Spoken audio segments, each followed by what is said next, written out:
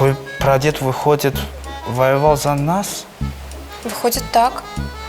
Бабушка мне рассказывала, что ее папа воевал в Китае. Но раньше об этом нельзя было говорить. Это была секретная информация. Мы помогали братскому китайскому народу. Опа! Попался? Ну что, воровать меня хотел? Ничего я не хотел. А зачем следишь? Ничего я не слежу. Сейчас милицию вызову. Мы с ребятами поспорили, что я все узнаю. Что все? Вот зачем вы всякую рухлядь собираете?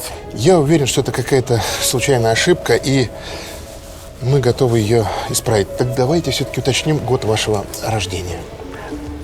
1925. Может быть, тогда подскажете первую марку вашей машины? Ну, если, конечно, это не секрет. Ну, хоть Т-34.